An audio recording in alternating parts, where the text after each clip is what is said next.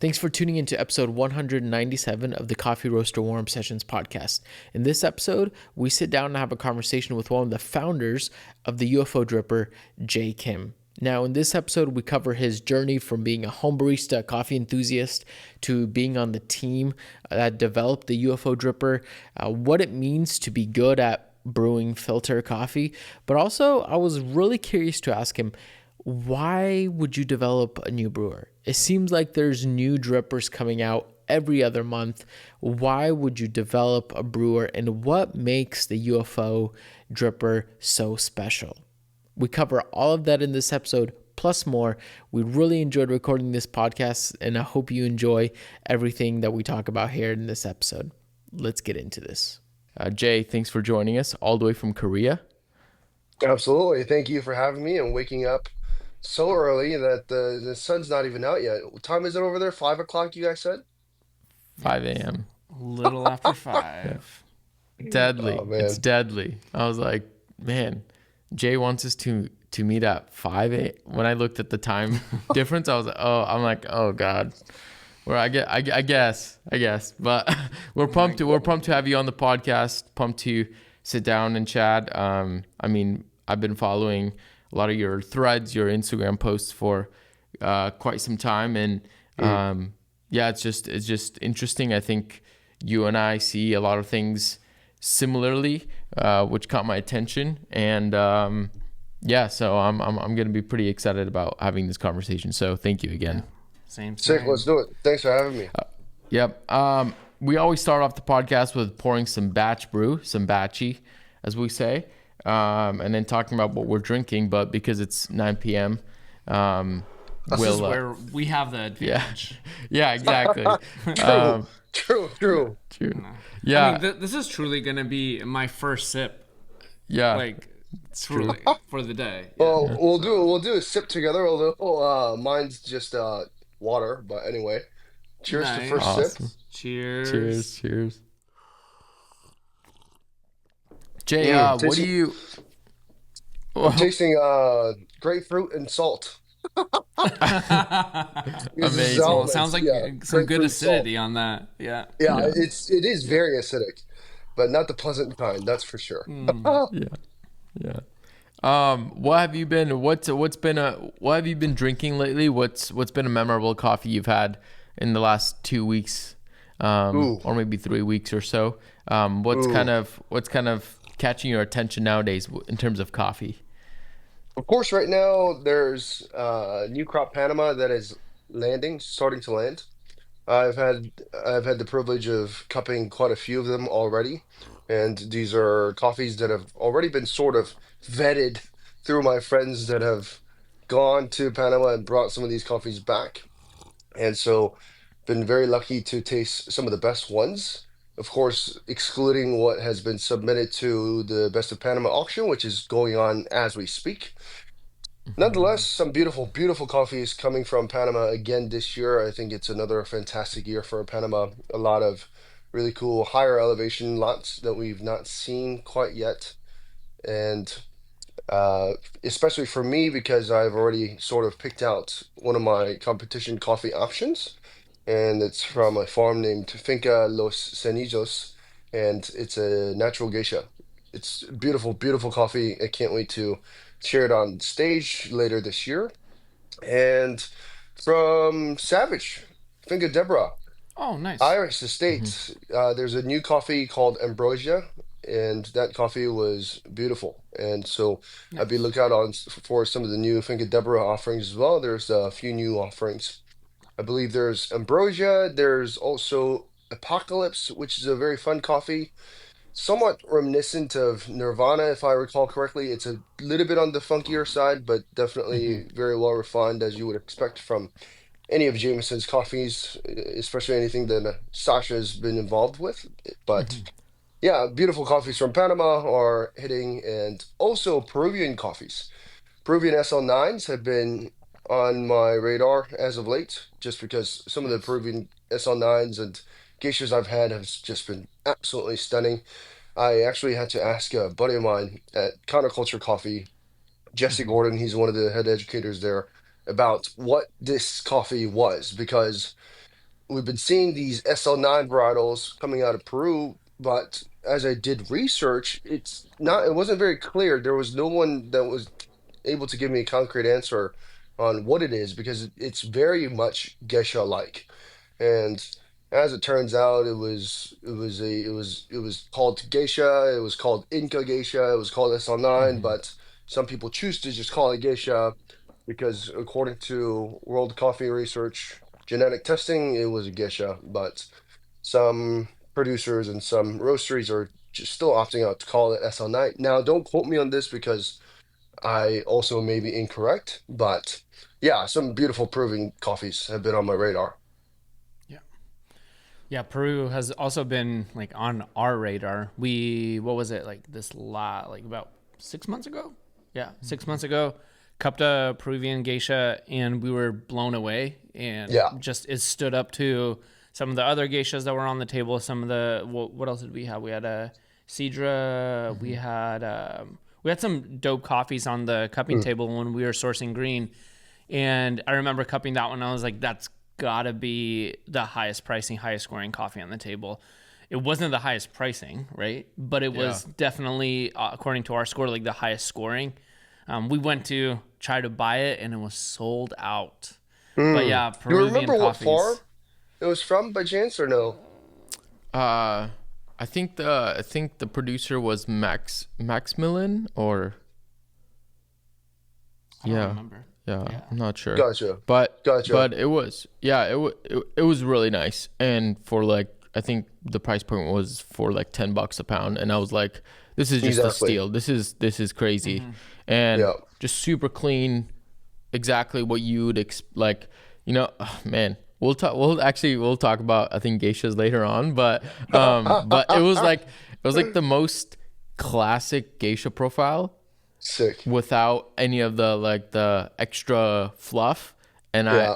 it was just, oh man, Yeah. yeah. So Beautiful. Beautiful. but that's great. I was going to say, what is this? Oh Yeah, what are yeah. y'all drinking Well, right now? Yeah. yeah, that's It's that's yummy. great. I Yeah. totally forgot Yeah. that. This is a coffee from Juan Peña out of Ecuador. This is Mm, a Típica Mejorada, Yeah. anaerobic La natural. papaya.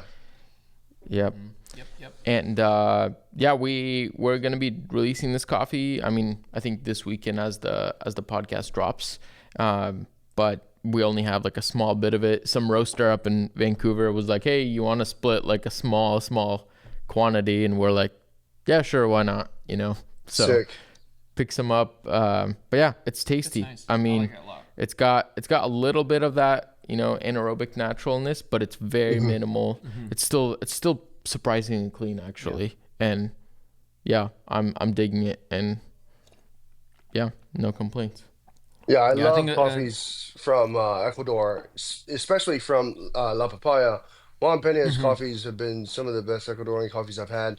Of course, alongside base coffees and Yeah. so on and so forth. But yeah, Yeah, this is Mir's first coffee from Ecuador. So for it to be from Juan Peña, yeah, I'm absolutely like stoked on it. Especially sick. because like as a natural, it still has a very good structure, and I Mm, absolutely it doesn't fall apart when you cup it. Like when you go like I think we cupped it like past 20 minutes, like almost like cold, and it was still had composure, and I was like, dude, I sick. love that. Yeah. Cool. Well, let's get into it. For those who don't know you, who is J Kim? Tell us a little bit Mm. about a little bit about your coffee journey, how you got here. Yeah. All right. So I'll try to keep this portion as brief as possible because one thing that I've learned in the short period of time that I've actually been doing social media for is nobody really cares about who I am.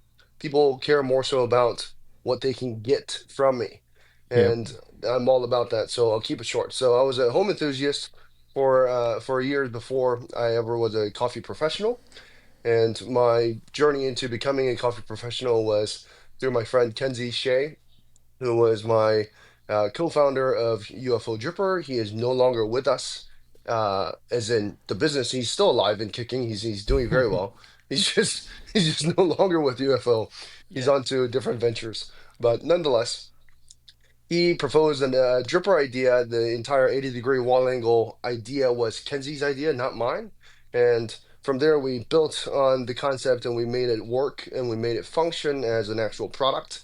And yeah, through UFO Dripper, I really just kind of stepped into the world of specialty coffee as a professional. Before then, I was working in commercial insurance sector. And yeah, so I've been at UFO Dripper for a little over a year now. As a business, we just hit the 1 year mark, but I'm all about hosting tasting sessions. That's what I did for a couple of years, right around 2 years Mm-hmm. before I became a coffee professional. And those tasting sessions I hosted at my own home every single week for free. And it was around Yeah. 2 hours of educational guided tasting sessions, basically introducing specialty coffee to people that have never had coffee before.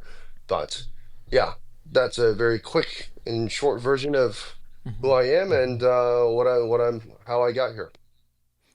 As a coffee professional, are you meaning that you stepped in working for or with UFO, or was there like a cafe job or some Mm, other part mm. of the coffee sector that you were in before UFO? Nope. I was never a coffee professional. I was never a full-time barista.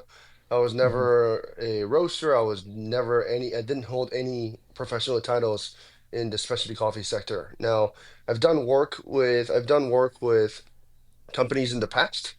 For Mm-hmm. instance, my weekly tasting sessions were sponsored by Black and White Coffee Roasters, which I'm wearing their shirt Oh, right now. nice. Yeah. Much love to Black and White. Much love to Mm-hmm. Kyle Ramage, the head Yeah. of Love Kyle. coffee, Mm-hmm. Matt Ferraro, all of them. Yeah, those are my Yeah. guys, and they really taught me so much, and they made doors that opened that would have otherwise never opened if it weren't for Yeah. their introductions or connections. And fortunately for me, I was friends with them and acquaintances with many other specialty coffee professionals long before I was ever in the industry.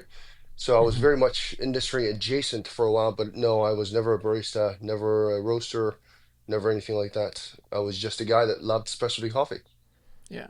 Well, I love to hear. That's a very unique journey, and I love to hear like for sure. everyone's journey into coffee is different. So like hearing yours and how you entered is like super dope. Plus, like Mark was saying earlier in the intro, like we've both been following your content online, and I felt like that's where I got to know your viewpoints because you're honest.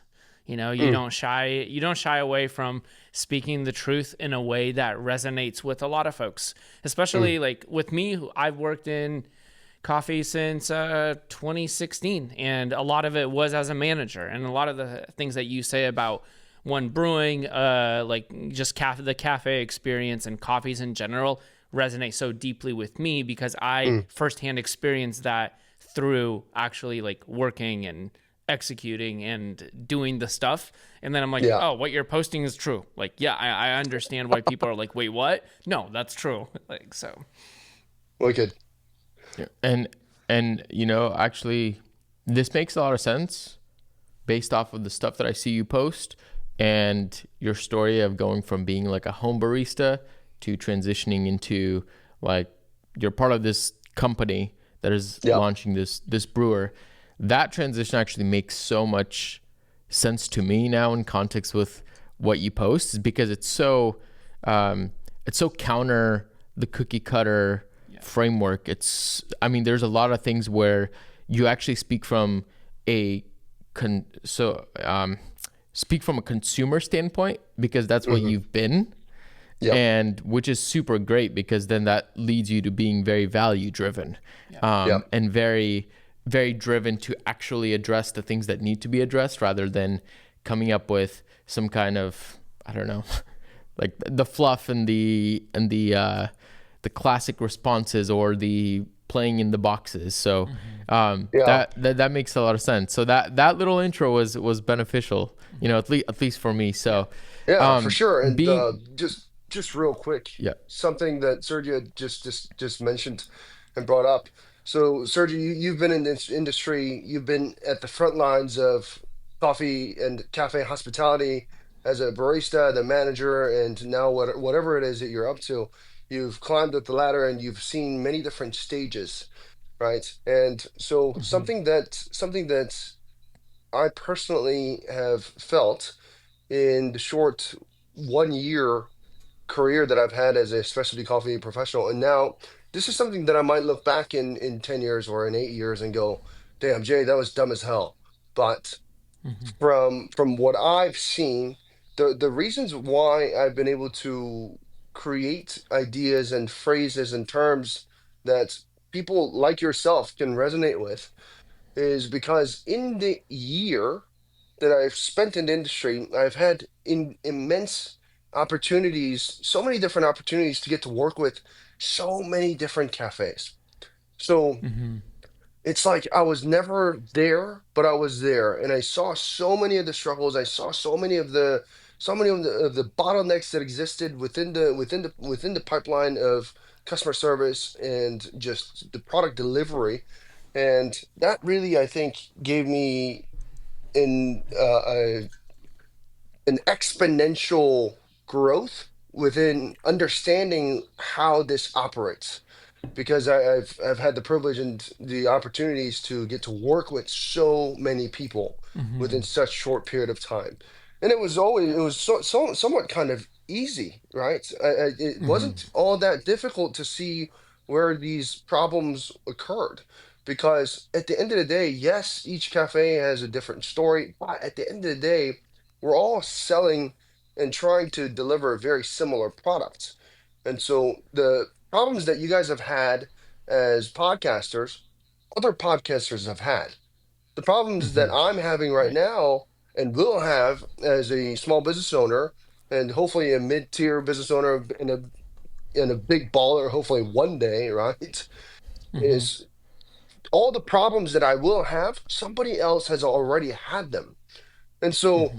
I think that people could learn so much by listening to other people's stories and reading what other people have put out. I've Yeah. done so much studying both on site and off site. And so being Hmm. able to merge those two things together is, I think, the reason why I'm able to have opinions on certain things, both from the professional side of the provider of service and goods, and also the receiver as the consumer side, which is something Yep. that I've had far greater experience in. And so, yeah, that's just something I wanted to touch on real briefly. Yeah, your experience reminds me of like just a shot of espresso. You know what I mean? It's Yeah, short, it's punchy, and it's very concentrated. And you yeah, got into coffee basically through the experience of like a shot of espresso, where yeah. majority of people, including myself, like I got into coffee. I mean, literally and figuratively through filter coffee, through pour Mm, overs, through batch brew. mm, And my experience is kind of drawn out, but we were coming up to the same conclusion. Like, coffee has flavor notes and this is what it tastes like, and the cafe experience, the industry has flavor notes and this is what it tastes like. And sometimes it's harsh, sometimes it's nice and silky smooth, baby, precisely. so that's pretty sick. Yeah. All right, Jay. What does it mean to be a good? What does it mean to be good at brewing coffee? Whether that's Mm, pour over or espresso. What do you think? So I have a pretty easy answer to that. It's nowhere near as complex or complicated as you guys might think. Being good at brewing is a very subjective thing. There's no such thing as once you do this, you're a good brewer. I know a lot of competitors that are terrible at brewing. I know a lot of competitors that are fantastic at brewing. You'd be shocked at the knowledge gap that coffee competitors and home enthusiasts have. And it's the home enthusiasts having the upper hand. So, because there's no objective standard, being good at brewing is as simple as, are you able to make a cup of coffee in the morning that you're happy with? Are you able to pull a shot of espresso that you're happy with? Are you able to make a latte, flat white, cappuccino, or whatever it might be that you're happy with? Right? And if that level, that skill of brewing only requires you to buy those drip bags tear the drip bag open, put it over a cup, and pour some hot water over it, and that gives you tasty enough coffees for you to go about your day and enjoy yourself, you're a good brewer. Who's going to tell you otherwise? No one. And if Hmm. somebody tells you otherwise, then screw them. Right? It's just as simple as that. Okay. But so, okay, this is great. This is great because I think there's some there. I think there's a lot of truth in that actually. So where would you separate, like, is there any distinction between, like, even So you know what I uh, mean? Like I yeah, totally yeah, 100%. If you can make a good cup of coffee for yourself, you should definitely be like, that's, you have accomplished the task at hand. Yeah. But yeah. at the other hand, what if you're like, man, can I get it even better? Mm, Yeah. Can I brew yeah, a tastier coffee, or can I touch up Yeah. my workflow? Or yeah. is that still subjective and more about you developing your palate? Yeah, Does that so make I sense? think, yeah, absolutely. I think as the industry and as a society, we want to have these levels because it makes us feel good when we unlock and achieve those levels, right? And Hmm. so I see what you mean. I see what you mean. And the answer that I gave you is very, very much positive, optimistic, and happy, Hmm. make you feel good kind of answer. But I mean, of course, if we want to put societal terms to it or professional terms to it, because if we're talking professionally as a coffee brewer, there are levels to this. There are certain understandings that actually can define you as a good brewer. So I think if we want to address that, I can. So a good brewer is a person that understands each and every variable that has been studied around the science of coffee brewing. So whether that be grind size, water temperature, what kind of filter you're using, flow rates, agitation, whatever it might be, ratio, understanding what these each individual variables do and how those individual variables impact the cup is what makes you a well-equipped brewer. And now Hmm. the depth as to which how much information and knowledge you have in each individual one of those variables is very, very different. For instance, I might know a lot about dripper geometry, but I know a hell of a lot less about water chemistry and water science than, for instance, someone like Simon over at Apex Water, Hmm. right? Yep. Or the team over at Third Wave Water, or people. I have friends that are incredibly knowledgeable about water, and they may not be as knowledgeable about dripper geometry as me or brewing science as me in terms of agitation, flow rates. Uh, what about the different levels and height of spout? How far away your spout is compared to the brew bed, right? There are all Hmm. these different variables, and of course, the more variables you fully understand, the more equipped you're going to be as a brewer to be able to have many different methods at which you can approach brewing one cup of coffee or Hmm. one specific bag of coffee, right? The Yep. more you know doesn't mean you're going to be making a better cup of coffee per se, but the more you know, the more different ways and methods you can take to getting to that final cup of coffee. And so, Hmm. and that's a very important distinction that I like to make is that Yep. having more information, knowing more doesn't mean that you're going to always make a better cup of coffee. But because I know more, because I've done more, because I've tested more, because I've put in the Hmm. work to study this craft more, when Hmm. you and I are given the same bag, two bags of coffee, and we're told to make a cup, I'm going to be able to do more things with that coffee to get to many different cup results, right? If you say, I want you to brew me a cup that's high in clarity, not so high in texture, maybe tea-like body, but I want you to emphasize on acidity over sweetness. I Hmm. can I can design that cup, right? Yep. So the more you know, the more you understand, the deeper you've gone into each variable, the better brewer you're going to be. Hmm. But that's really as deep and as clear as I can lay down the definition or standard of what a good brewer is. Because really, outside of that, I mean, yeah, sure, there's of course SCA brewing courses that you can take and you can get these Yeah. certifications, but SCA certifications are great. So there's a lot of great value in that. But outside of SCA, there's just a lot of trash coffee organizations that are providing certifications. There's a lot of that Yeah. here in Korea. And so, yeah, I mean, that outside of understanding variables that impact the cup, I think it's incredibly difficult to define what a good brewer is. Yeah. I want to just touch base on a few things. I'm glad we went there because that should give listeners this idea that it's about both and rather than either Hmm. or. Correct. Like it's Hmm. both and in terms of, hey, it's if you like your cup of coffee, you're a good brewer. You've accomplished the task at hand. You don't need to Hmm. be searching for the flavor notes on the bag. You don't need to be endlessly thinking something crazy. If you brewed a cup of coffee and you drink it, great.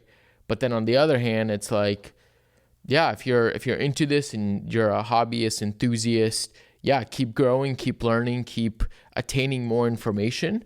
But on that front also is it's all about execution. I think there's so Hmm. many people who are just reading so much and their knowledge base is so much higher than their practice base or for lack Hmm. of terms just their execution that it becomes disproportionate and actually makes you a worse brewer Yep. if Yep. you're learning too much information without executing. I mean, Yep. that's just something I've noticed with both with roasting, with running a business. It's like you can listen to everybody you want, but if there's no execution, if there's no actually firsthand experience, which you actually get deeper knowledge from, Hmm. um, it just doesn't. It's not the same. So I don't know. Yeah. And to just mirror back at you, what I hear you say is that the good cup or the good brewer is subjective to the knowledge that they have,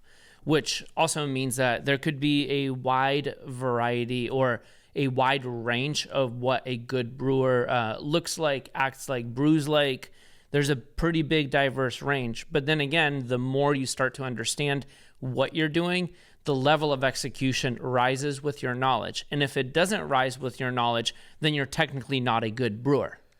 So there's a 100%. whole, yeah, 100%. yeah, 100%. So, and especially with the example that you gave, like 2 cups of coffee. Like if you have yep. a early on in their career brewer brew it, and then you brew it.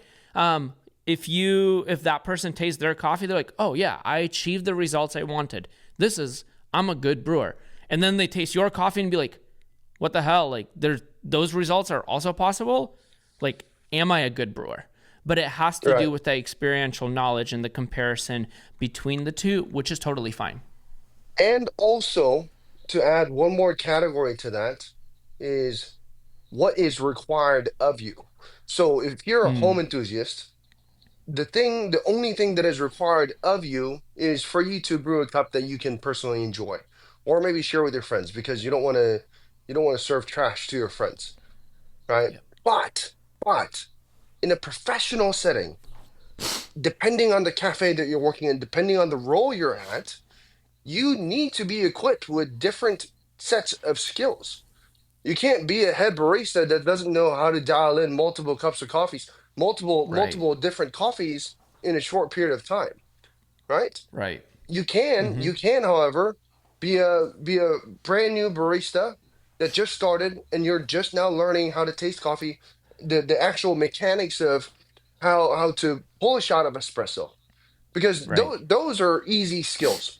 Those are very, very easy skills. Sticking a portafilter into an espresso machine and pushing a button is no less difficult compared, or it's not more difficult compared to flipping a burger at McDonald's, right?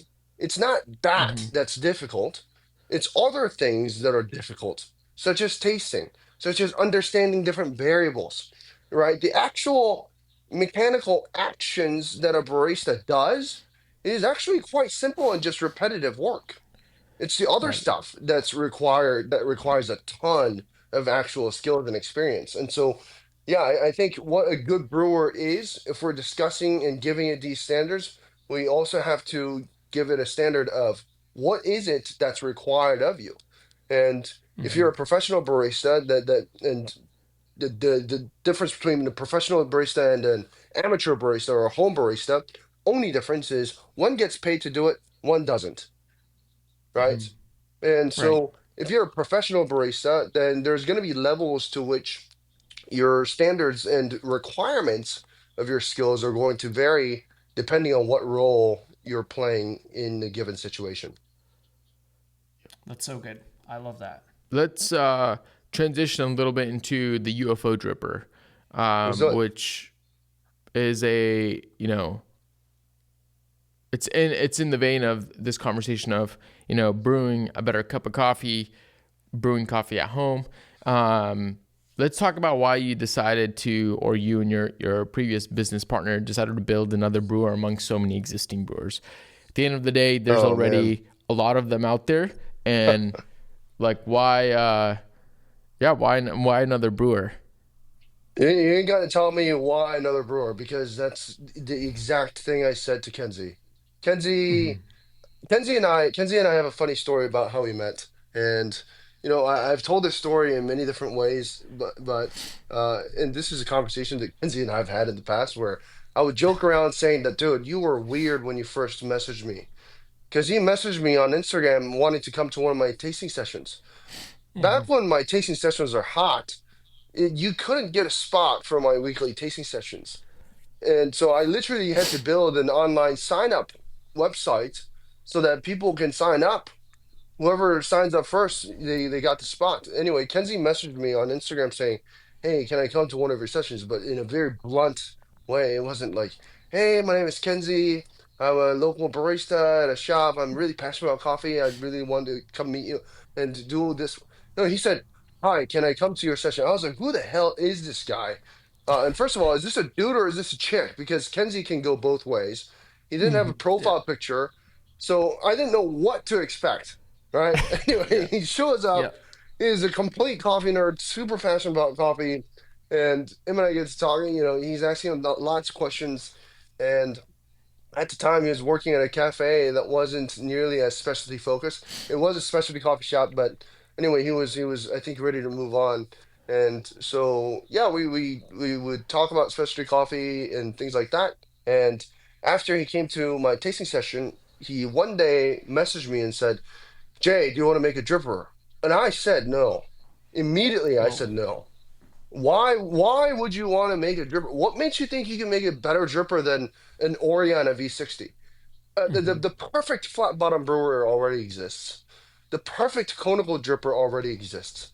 If I want stupid acidity, V60. If I want stupid texture, stupid sweetness, Oreo, right? I was already so good with dripper options, and Mm-hmm. by this time I had already had tens of different drippers and tested all of them.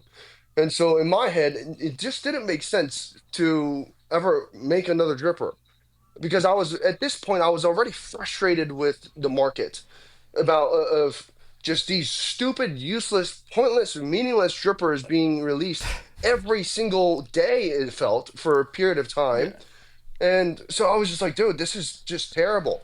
This is bad. This leads to this leads to toxic consumerism. This leads to people not knowing what to buy, and so they buy everything because drippers are one of those things where it's sure some drippers are very expensive. For instance, UFO is a very expensive dripper. April is a very expensive dripper. Oreo is a very expensive dripper. These are premium drippers because for the most part we're small businesses, and to make things work we have to charge a lot of money, right? We're not Mm-hmm. Hario, we're not Cafec where we can charge little for drippers and then sell a shit ton of Mm-hmm. filters, because that's how those businesses Mm-hmm. run. They're in the filter business. Right now I'm still in the dripper Mm-hmm. business, but I'd like to get to the point where I'm in the filter business. Nonetheless, Yep. I said no, and Kenzie was very adamant. And so I said, okay, what the hell? I'll help you out. So initially, I was brought on by Kenzie as just a free consultant, and I remember meeting with him at my favorite cafe called Fountain Coffee and Kitchen in Morrisville, North Carolina, um, and going, "This is brilliant." He presented this concept uh, of reduced bed depth variability, reduced bed depth. That way, we can produce more even extraction in a conical brewer. Basically, basically making the bed depth lower so that we can get the slightly more uneven extraction that we would from a conical brewer, but at the same time getting the sweetness and texture that are traits of a traditional flat bottom dripper that's from the lower bed depth, because water is able to more so provide energy towards the lower portions of the brewer, providing a more even extraction. And so it was just a genius concept that I'd never thought of. And so he gave me this 3D printed thing for me to play with. And oh gosh, it sucked. It didn't work. It just didn't work. Initially, the idea Kenzie had in mind was a zero bypass conical brewer. And upon testing, I just was like, this isn't going to work. So we have to try other things. And upon testing, and we tested with Sybaris fasts and did the entire R&D around Sybaris papers because it flowed so slow, because we didn't know how to make it work with other filters. But I wanted to continue to test the 80-degree wall angle concept and see if actually had a difference in the cup, and it did. And it was a perfect balance, literally right in the middle cup profile, the traditional conical and a flat bottom. It was brilliant. It was very repeatable, very consistent. And I believe consistency is one of the most important things in coffee brewing. And so it aligned with my beliefs. And so we continued to build on it. I continued to prototype and got to a point where outside the 80-degree wall angle, vast majority of the ideas around UFO Dripper ended up becoming mine. And so that's when Kenzie said, I don't feel right calling this just my thing. We should be 50-50 business partners. And so, yeah, Kenzie was the one that came up with the 80-degree wall angle idea. He was the one that proposed this. And from there, I really started to believe in the mission and the cup profile. The cup, the answer is always in the cup, right?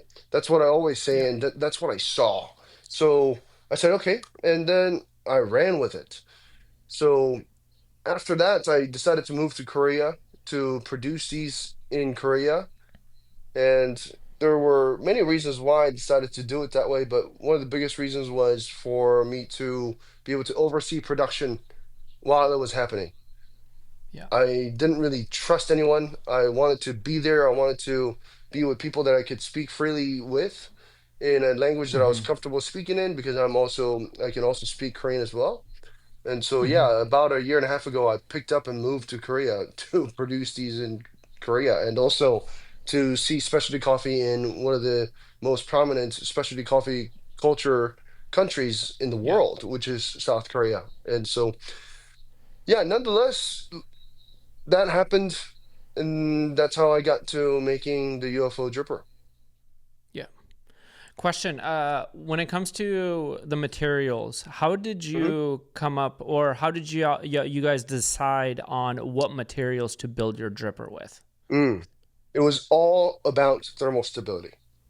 Thermal Yeah. stability is something that I am very particular and passionate about, because it impacts cut profile like none other. I've Yeah. done Which. extensive, yeah, I mean, countless hours of testing, going insane, genuinely going nuts, not sleeping, sticking multiple pros in the coffee slurry, brewing so many different cups back to back to back to back. That way I can get some concrete data across different materials, different drippers, same drippers, different materials. I've Yep. collected so much data and did so much testing and tasting. And so initially we wanted to create the world's first ever dual wall plastic dripper. And Okay. we thought it was possible, but as it turns out, it wasn't really within our skill set to execute Yep. it. And Yep. we thought we could do it via 3D printing, basically creating small little rooms inside the dripper. Yep. Because with 3D printing, you can do that depending Yep. on your infill percentage. And so we did testing, and it turns out uh, the non-dual wall dripper well, at least in our execution of a dual wall, actually performed better in terms of thermal stability. And the Okay. material that we tested with was with Triton. And Triton is an Okay. incredibly food safe material. It's incredibly durable. It's Mm-hmm. incredibly expensive as well, unfortunately. But yeah, so it was a no-brainer to choose Triton again for the injection molded production units. Yep. Yeah, when it comes to like thermal stability, one as a home brewer, as a like cafe brewer, and as a competitor, I remember Jonathan Gagney like Yeah, touched on that in the very early days back before his book, before all of yeah. that. And it blew me away because there's a few ways to interpret then thermal stability. Is like, are we talking about the thermal stability of the brewer or the thermal stability of the actual slurry? Slurry is And the only both thing that are matters. exactly. So, but then again, what's your opinion on, for example, brewers that don't retain as much heat? For example, let's take Dwell. Dwell is made out of, I guess it's like a rubber silicone material, Silicone, yeah, and yeah. then yeah, and then you have basically a ceramic V60. Mm, Both provide different, obviously different thermal stability because of the material that they're made. But then I know especially for cafe use, when you're using a V60 that's ceramic, it is very beneficial if you're brewing a filter pour over after pour over after pour over, because once the ceramic brewer heats up, it holds that energy, right? And then it retains heat. Am I correct there, or am I a little off? somewhat, but first off, I think I can kind of see in Mark's face that we're getting close to that 1 hour mark. But Yeah, let's totally. disregard that and let's just continue on the conversation. So there's no need to feel like we're in a rush. We can go overtime. It's perfectly fine. I'll let you know when I need to Okay. go. But anyway, Good. Okay. there's a few things that we need to take into consideration. Number one, ceramic drippers, in my opinion, using ceramic drippers in a cafe is bad. Is very, very bad. And it's very, very bad for one thing and one thing only, and that's Mm-hmm. consistency. Ceramic drippers are Gotcha. beautiful. Ceramic Mm-hmm. drippers can retain heat once they're heated up, Mm-hmm. but Mm-hmm. they only retain heat for a very, very short period of time. Mm-hmm. They don't retain heat for as long as we might think. They cool Okay. down significantly faster than we might think. And Mm-hmm. unless you're brewing back to back to back to back to back, it Mm-hmm. will it will create variances in between cups. And so that's something that you also have to take into consideration. And another thing Yep. too is I now have I have a few pieces of data using this tool called the Belka portal. I don't know if you guys have seen it or not, but Mm-mm. the Belka portal is a real-time extraction concentration data tool that shows how much we're extracting in real time. It's very different to Oh, a nice. refractometer. It measures via EC, and so basically the more coffee solids are in the cup Mm-hmm. or are being extracted, the higher the EC. So Mm-hmm. that's how you know how much concentration is occurring, or basically how much you're extracting in real time. So Mm-hmm. it's a really, really, really cool tool. It's live on Kickstarter right now, and it's a project that I've personally backed. I'm also Nice. dear friends with the owner and the developer. I had another meeting recently with him because I'm helping out Mm-hmm. in ways I can. But anyway, I have data. I've collected data that shows that would support this theory that you need to brew 8 cups of coffees back to back to back to back at 99 degrees Celsius in order for Mm-hmm. you to get to maximum thermal capacity, basically, for the dripper to be fully preheated, for Uh-huh. your ceramic dripper to have reached its extraction potential, where the Mm-hmm. extraction curve is flatlining, it's peaked, and it's not going over that limit. It's 8 cups Mm-hmm. for the Wow. UFO Okay. ceramic. Now, it's going to Mm-hmm. be different if you're brewing with a ceramic V60, because ceramic V60 acts very, very, very different to a ceramic UFO. I've taken measures in the ceramic UFO so that it can be the most thermally stable dripper on the market as far as Mm-hmm. ceramic drippers go that are not dual Mm-hmm. walled. And so what I've introduced is a concept called variable wall thickness technology. So one, UFO ceramic isn't supposed to sit on a holder. It's supposed to sit inside the server. This is so that the hot steam inside the server doesn't just escape, it actually continues to provide heat to the lower portion of the dripper where the coffee slurry is sitting at, Yep. right? And so it's Smart. constantly providing energy towards the ceramic thermal mass, keeping it Mm-hmm. heated. And the bottom is thicker than the top by 24%. So as it gets higher, the actual thickness gets thinner and thinner and thinner because the bottom portion, which is sitting inside the server, the bottom portion where the actual coffee slurry is, that part is thick. That's for Mm-hmm. structural rigidity. It's also so that once it's heated up, it can hold on to more thermal energy and cool down slower.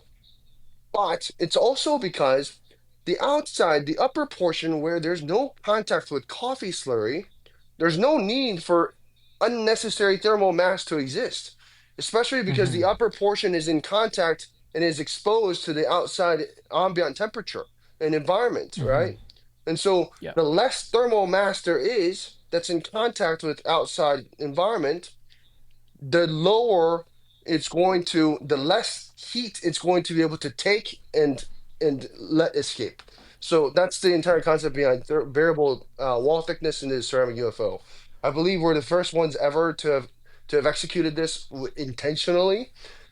Mm-hmm. Now, I thought I was also the very first to ever come up with the concept of air channels. I was very wrong. And it's so funny because I remember thinking that I came up with something absolutely brilliant, and so I called Kenzie at midnight. I didn't care if he was sleeping or not. I was like, "Dude, this is crazy. I just came up with this idea. I think I'm a genius. We're gonna change the world, Love it. right?" And then months later, people are like, "Oh yeah, guys, you didn't come up with this. CT62 existed." I'm like, "Holy shit, that's so right. There, CT62 is the same thing." What's even funnier is I had a CT62 in my cabinet. I just never thought about it, right? And Wild. so, Yeah. Yep. uh, yeah, but so the concept may have existed before, but who knows? Anyway, Mm-hmm. so yeah, there's things that you need to take into consideration when using ceramic drippers in a commercial setting, and thermal stability is definitely one of them. So not Mm-hmm. only does it take 8 cups back to back to back for it to get to its maximum extraction potential, heat potential, but guess what else is in a commercial is in a cafe? There's customers that are walking in and out, in and out, in and out. Every time AC. the Yep. door opens, AC, right? Like where is your AC fan hitting towards? Is your Yep. AC Mm-hmm. fan pointing towards where your brewers are? I see this in shops all the time, and whenever I do consulting for cafes that are struggling with brewing in their filter coffee setups, I'm like, guys, of course there's differences between your morning setups and lunch setups. Your Yep. brewers are getting slammed with AC. Like Yep. you guys turn AC on at lunch, and you're telling me something doesn't taste right. Coffees don't taste right. Of course, the coffees are Yep. being under extracted because of this, right? It's not just the things that we do that we need to take into consideration. We always need to take into consideration the environment, and so for for a cafe that's more so concerned about cup quality and consistency, I believe plastic is the way to go because plastic is the most consistent when it comes to thermal stability. But Mm-hmm. I also want to point out that in most cases, the difference between ceramic, plastic, glass, metal, whatever the dripper material may be, is Mm-hmm. going to be negligible. And vast majority of baristas and customers aren't going to be able to tell the difference. And so uh, for me, again, that's another reason why to me plastic is the best because if that's the case, then why not go with the most consistent thing, right? Yeah, And so totally. And the although least breakable, right, the least Yeah. Yeah. breakable, it's usually the cheapest. Yeah. Yeah. Although I will say, people that are sensitive to microplastics is a very real, that's those groups of people do exist. And Mm-hmm. so if you want to offer your coffees to more people, even to those that are sensitive about microplastics, then yeah, perhaps going with stainless steel or ceramic may be a great Mm-hmm. option for you. It's just a matter of Yeah. how consumer conscious you want to be. Yeah. So good. So good. Love all of that. Thanks for sharing. Thanks for unpacking a lot of Mm-hmm. that. That was for me scratch my itch. I haven't had a conversation with someone like nerdy and down in the detail about brewing like we just did. Great. So Uh, thank you. That's what I needed. Yeah. sick, sick. That's good. Does the UFO use normal V60 filters or? Mm. So it can. Matter of fact, I provide a template for free. That way you can use your regular V60 papers as long as they're O2 size and up. So Mm-hmm. once you get the hang of it, it's very, very simple. But when you're first using the UFO, it's a bit of a learning curve because you have to use this template, you have to fold it, and then you have to rip it apart. So a bit of a pain in the ass. It adds an extra layer of workflow. And so Mm-hmm. generally speaking, if you're a cafe that has a very heavy workflow, then it's not something that I recommend. I just say if you can afford to pay for UFO Type A papers at wholesale cost or Mm-hmm. Cerberus papers at wholesale cost, if you can do that, then please use our drippers. But if not, really right now options are not very plentiful, Yeah. plentiful. And so even if you're a dear friend of mine and you want to support what I do, I totally understand the fact that it has financial limitations, and that's my fault as a product designer and the business owner. So I just need to work harder on creating these more accessible options for people. And so, yeah, that's Mm-hmm. why I have focused so deeply on filter production. Yeah. Cool. So the answer is So yes and no. You can. Yeah. yeah, Yeah. gotcha. But you're making your own filters right now for the UFO. Yep, yep. So our Okay, own filters have perfect. existed for a little while now, but the very first material wasn't very good. It was excellent for the purposes and in all intents and purposes that I had hoped for it to do, which was Mm-hmm. to be a slow flowing filter that's suitable for people that want to grind really, really coarse with their coffees, Mm-hmm. Yeah. or for these newer modern day processing methods coffees that just have gone through so much processing that so much of the cell wall structure has been deteriorated, and so that in turn in brewing translates into coffees that flow stupid fast. And so Yeah. people have to end up Mm-hmm. having to compensate for the fast flowing coffee by grinding finer. And what happens when you grind Mm-hmm. finer is because those coffees are so dang soluble, one, they take on heat differently. During roasting, Mm-hmm. it hits first crack and it just freaking takes off, right? So you have to be very Mm-hmm. careful when you roast those coffees. One, mind you, I'm not even a production roaster. I've never been a production roaster, but just in very little roasting that I've done, it was wild how different these coffees responded. Nonetheless, they also brew differently, and so people grind finer and then they expose their final cups to over extraction and it tastes terrible. Mm-hmm. But a lot of Yeah. these heavily processed coffees can taste great as long as you grind coarse and use a filter that flows slowly for you to be able to provide sufficient contact time with Yeah. water to have sufficient levels of extraction without having to grind finer. So Yep. that was the entire idea and purpose behind the Type A paper from UFO. But the material was so not treated, like it didn't go through heavy treating, right? So it Hmm. wasn't, it didn't go through a ton of rinsing or bleaching in the raw Hmm. material production phase, that unless you rinse the living hell out of it, it was always Yeah. going to have this very heavy papery taste and smell, Yeah. and also this like sandpapery texture at the mouth. Oh, And weird. so while it achieved what I wanted it to do, it wasn't very user friendly. And so a lot of people had issues with it Hmm. clogging, papery taste and smell. And so I was like, man, I need to fix this. And so Yeah. I've tested close to 100 different filter paper materials. And I finally found the material that I was happy with, because that was really the biggest challenge, was how do I make a filter that is very, very clean, no papery smell or Hmm. odor or taste, or and cheap, well, cheaper, because Type A filters are $10 for 50 pieces, which is still very, very expensive for by all measures and standards of regular filter papers. But nonetheless, yeah, I wanted it to still not be a very fast flowing filter.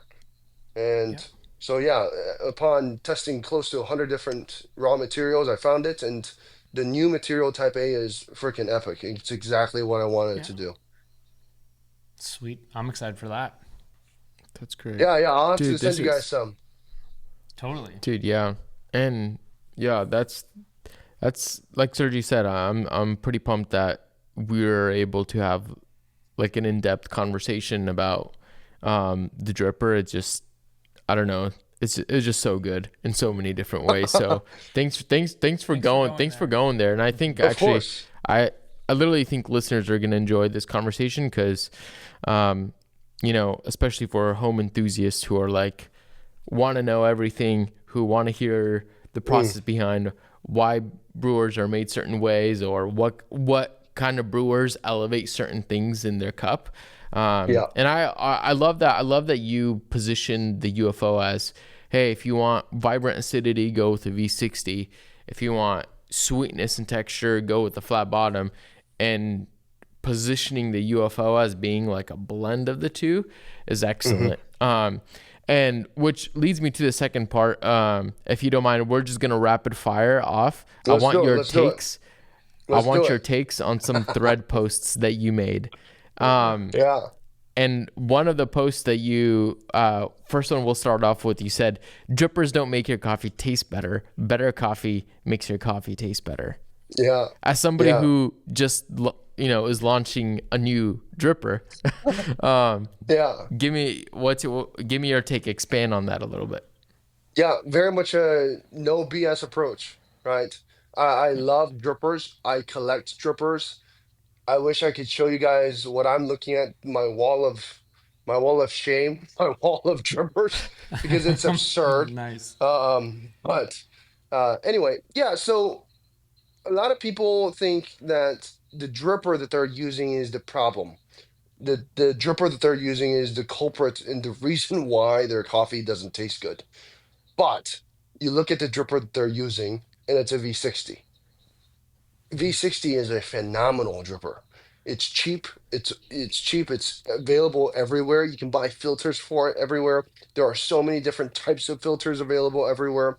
But because drippers are within financial reach of a lot of home enthusiasts, and I say, or within financial reach of a lot of home enthusiasts, because a $40 dripper is actually not so accessible to the vast majority of the world.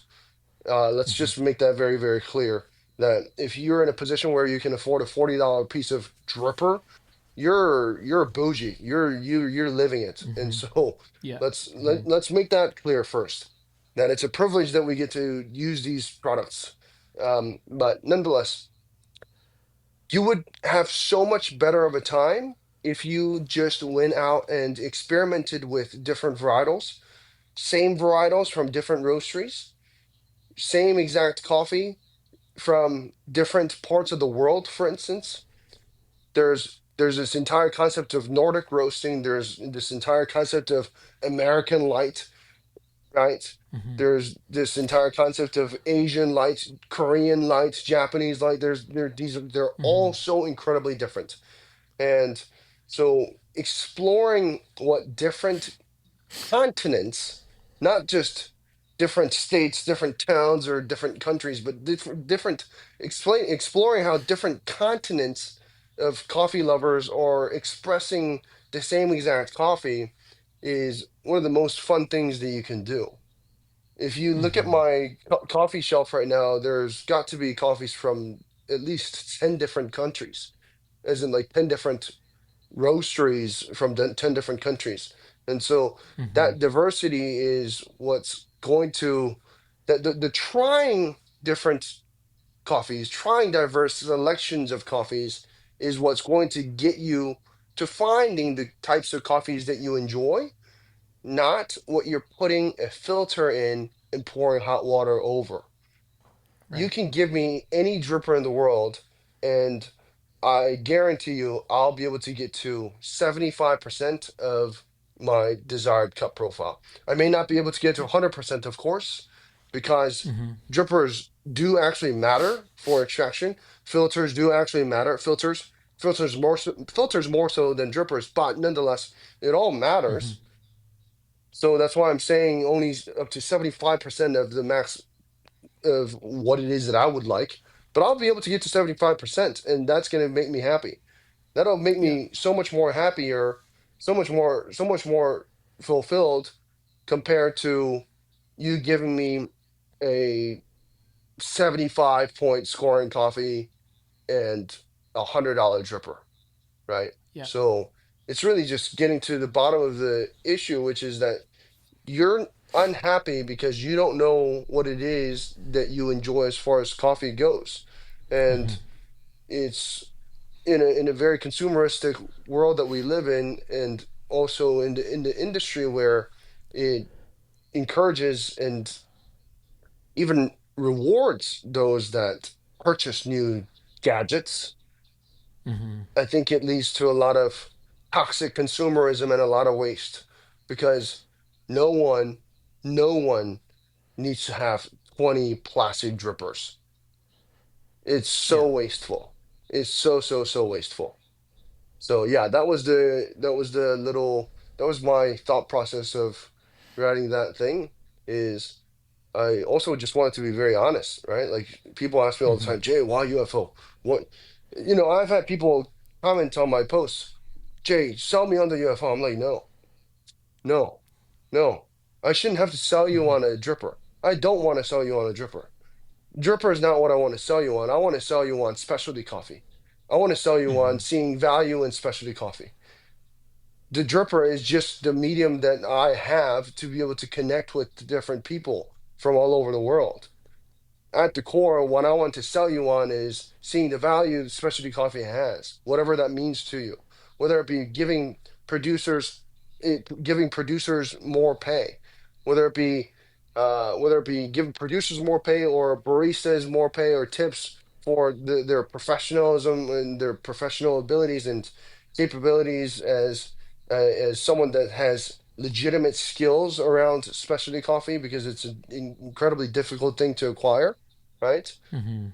Whatever way you see value in specialty coffee, I want to sell you on.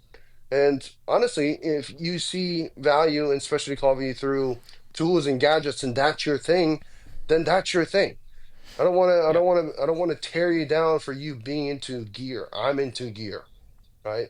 And Hmm. so yeah, whatever makes you happy, but really I'm an advocate for specialty coffee. I'm not an advocate for drippers. Come on. That's excellent. That's a good one. All right. I don't go to cafes for coffee. I go to Ah, cafes for people. I go to yeah, cafes to feel seen. I go to cafes to socialize. Coffee is just the price I paid to receive three things above. yeah, Honestly, this yeah. is the one that hits deep for me. Mm, This mm. goes very deep. Yeah. Yeah, yeah. And I think it goes very, very deep for a lot of people, such as yourself, Sergi, for many reasons. Cafes, yeah, I mean, I was into specialty coffee long before I ever had a cafe like that. I didn't have to go to a cafe for great coffee. Why? Why would I go to a cafe for good coffee? Sure, cafes Mm-hmm. serve good coffee, but the best coffee is the one that I enjoy. And using equipment that I enjoy, using coffee that I enjoy. If I screw it up, I Mm-hmm. screw it up, right? But so man, yeah, this also kind of brings back so many different memories around my favorite cafe in the whole entire world, which is Fountain Coffee. I I talked about I mentioned them briefly, but when I think about that post, I go there for people. I go there to socialize and those things. It's to me is what Fount Coffee embodies. Fount has fantastic coffee. Don't get me wrong. They're a multi-roaster. They don't roast their own coffees. At least to my knowledge, they don't. Not yet. They've just always been buying coffees from different places. But instead, they focus on what they do best, which is hospitality. They Mm-hmm. make people feel seen. They make people.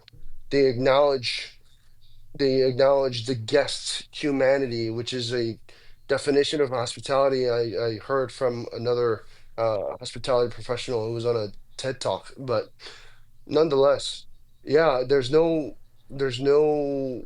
better explanation of what a cafe is to me than a sense of community and a place where I can go and feel seen and be recognized, especially as Mm-hmm. someone that's lived away from my actual biological family for well over 10 years. Because I Mm-hmm. moved away from Korea into the United States. And so I never really, I mean, of course, I had my American family who were my host family, but now they've become my second family. But it's Mm-hmm. different, you know, and especially after I left home after high school, I didn't really ever have family anywhere I lived. And so a place like Fount Coffee, where I can go and there's people that I feel like genuinely care about me and Mm-hmm. genuinely want to know how I am and Yeah. genuinely want to make sure I'm I'm being treated in a way that they'd want to be treated and really wanting to engage and foster the sense of community and really believing in the power of community, what we can do when we come together as a whole and respect each other as a Mm-hmm. customer and as a service provider, right? And building friendships through the medium, especially coffee, that to me is so special. And Yeah.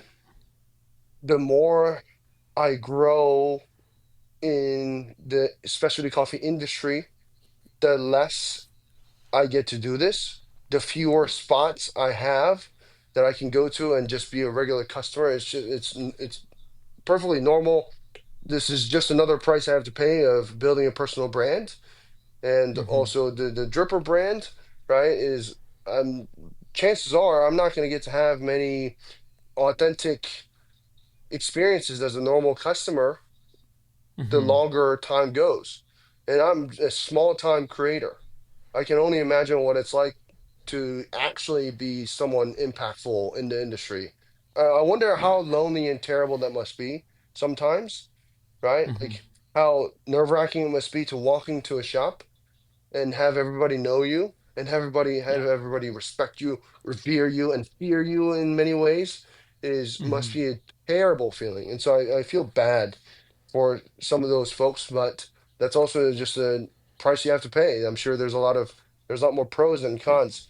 Nonetheless, bringing it back to that little post was, yeah, cafe to me is a place where I go get a ton of energy from people.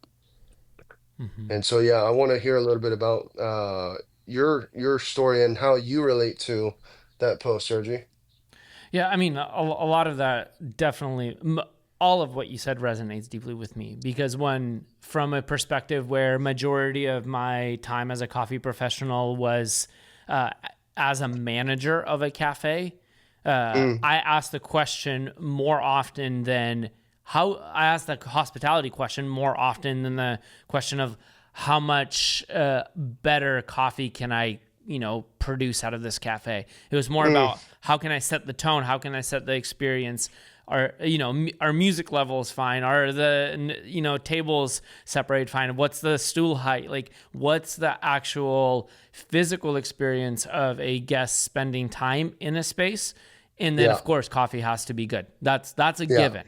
Like, Yeah. Yeah. that's Yeah. if you're asking the question of should your coffee be tasty in a cafe, like, wait, what are you doing? Right? That's not what we're asking. We're asking, like, how can you create a space to consume something tasty? I'm Yeah. curious about this though. What's your hot take on people using cafes as offices Mm. just for remote work? So I think it, I think this is tough. This is really tough because I'm for it. I'm all for it. Mm-hmm. There's this person that I respect deeply in the industry. Um, I'm not gonna name his name, but he owns cafes Mm-hmm. and he loves to go to other cafes and work. As in order one drink and work for hours. Mm-hmm. Hours. And somebody might look at that and go, "What a dickhead!" Like he owns a cafe, he knows how important it is for them to Yeah. basically go through customers and leave that spot open for somebody else. But nonetheless, I think that it depends on. It's up to the cafe owner, right? Mm-hmm. For instance, Fount Coffee. There's a lot of guests at Fount that come when the shop opens and stay until they close. Mm-hmm. They eat breakfast there, they eat lunch there, and they eat dinner there. And they Nice. Love literally that. take one spot and they're there all freaking day. But Fount doesn't complain about that. Matter of Mm-hmm. fact, they make it easy for guests come do that. There's Mm-hmm. plugs in spots where they want customers to do that. There's Yeah. spots and tables where there's no plugs where they'd rather have guests come, have a conversation or two, and get out. There's a Mm-hmm. community table where it's this massive table, and you just kind of have to you have to mix in together with the community, right? Mm-hmm. It's not really for the introverts. The introverts are going to walk in if there's no spots except at the community table. They're not going to go up to that middle spot and go, "Hey, excuse me, Mm-hmm. is anyone sitting here?" But if you're an extrovert, if you're someone that wants to engage with the community table is perfect for that, right? But there's also Mm-hmm. spots, there's just multiple settings within Fount that just makes sense. Number one, Yeah. the entire there's only 6 seats at Fount where you can't see what the Mm-hmm. baristas are doing. The Ooh, baristas, smart. the bar Yep. is in the center. So Yep. everybody can see what the baristas are doing except for 6 or 8 people, right? Yep. And outside of that, there's seating areas where it is very, very abundantly clear. Come here, take this seat. You can occupy this space for all day if you want. You can occupy this space for 2, 3 hours if you want, or Mm-hmm. you can come in and go. But this is where you do your long work. Yep. Also, there's hybrid spots where you can do long work if you want. You can have a conversation or two and get out if you want. There's also this like uh ledge thing where there's no tables, there's no cushions or anything like that. It's just a massive stare, basically. But Mm-hmm. people come, sit down. You can have a bird's eye view of the entire space, and you can people watch there. I've gone in and people watch there. I've gone in and I would sit at the top of those stairs and watch baristas and team members work and operate Yeah. because I wanted to study how cafe workflow is done. Initially, I wanted to come Mm-hmm. to Korea to study cafes. That way, I can open a cafe when I return to the States. But now, of course, things have changed. But yeah, I was very, very interested in seeing how cafes operated, and I wanted to see Mm-hmm. how in a tiny little country like Korea, how 100,000 plus coffee businesses are able to even survive, and Yeah. the supporting economic structure. I was very interested in that. But nonetheless, Fount offers many, many different settings at which customers can use. So, you know, yeah, it can be frowned upon to walk into a shop with freaking two monitors, multi-tab and all Yeah. that. Yes, it Yeah. can be frowned upon, but they're still customers. What are we going Yeah. to do? Kick them out? Totally. There's cafes where I've been to cafes where it says no computers allowed at these seats, or no computers allowed, period. So I think it's entirely up to the cafe what type of customers you want to have. And so, yeah, I mean, of course, as a customer, you can be a little bit mindful of the space as well when you bring Yeah. your laptop in and work. But yeah, maybe you didn't want this answer or conversation to go this deep, No, but that's a great take. yeah, Yeah. I Yeah. think I love that. I Yeah. think it just depends. Yeah. Yeah. Totally. Well, Jay, thank you so much for jumping on the podcast.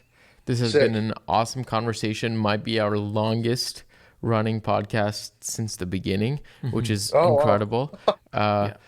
So congrats on hitting that milestone. Yeah. Thank you. A historic milestone for the Coffee Roaster Warm Up Sessions podcast. But seriously, thank you so much. Hope to cross paths with you sometime in real life. But yeah, we appreciate you coming on. Yeah.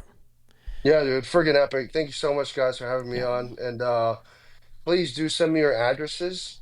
That way, or if I get sent to one spot, that'd be perfect. I'd like to Yeah. send you guys some drippers and some filters. Oh, sick. Heck yeah. Dang. We will. Dang. Well, thank you so much, Jay. Of course. Friends, hopefully you guys enjoyed this episode. And as we always say, remember, reflect what's good.